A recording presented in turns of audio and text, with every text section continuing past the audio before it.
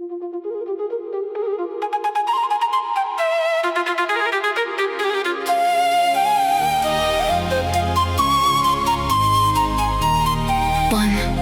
death is the central dream from which all illusions stem.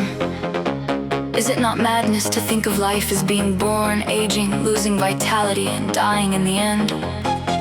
We have asked this question before, but now we need to consider it more carefully. It is the one fixed, unchangeable belief of the world that all things in it are born only to die. This is regarded as the way of nature, not to be raised to question, but to be accepted as the natural law of life. The cyclical, the changing and unsure, the undependable and the unsteady, waxing and waning in a certain way upon a certain path. All this is taken as the will of God, and no one asks if a benign creator could will this. In this perception of the universe as God created, it would be impossible to think of him as loving. For who has decreed that all things pass away, ending in dust and disappointment and despair can but be feared. He holds your little life in his hand, but by a thread, ready to break it off without regret or care. Perhaps today, or if he waits, yet is the ending certain. Say, who loves such a God knows not of love, because he has denied that life is real. Death has become life's symbol. His world is now a battleground where contradiction reigns and opposites make endless war. Where there is death is peace impossible.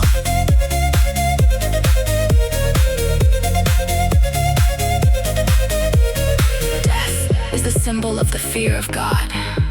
His love is blotted out in the idea, which holds it from awareness like a shield held up to obscure the sun.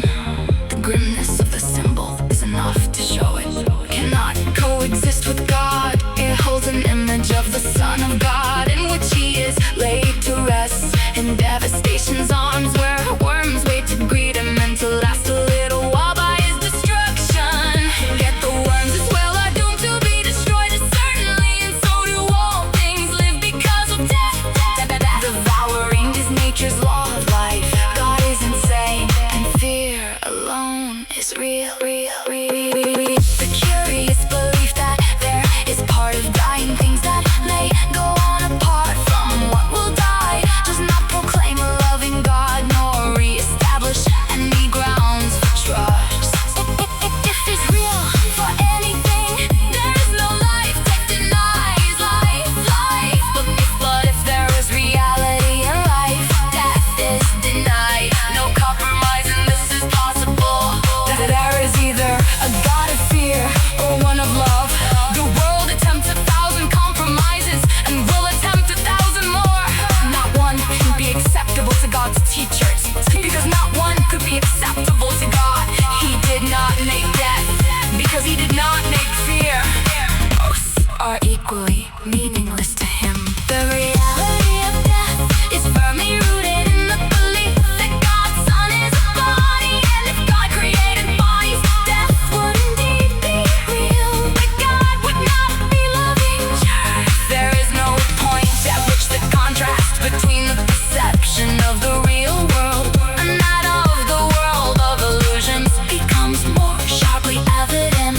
Death is indeed the death of God if he is love, and now his own creation must stand in fear of him.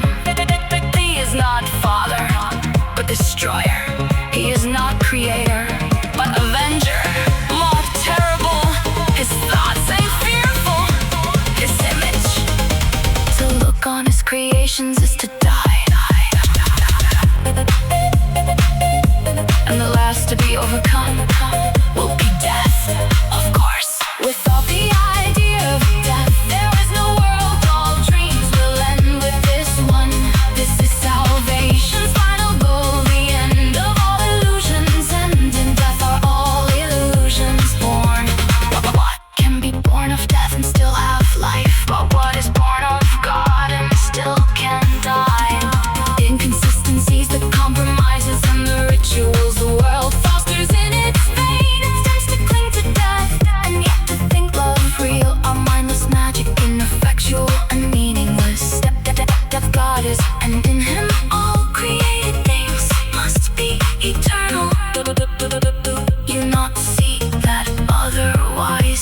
an opposite, and fear would be as real as love, love, love. Seventh, teacher of God, your one assignment could be stated thus: accept no compromise in which death plays a part. Do not believe in cruelty, nor let it conceal the truth from you.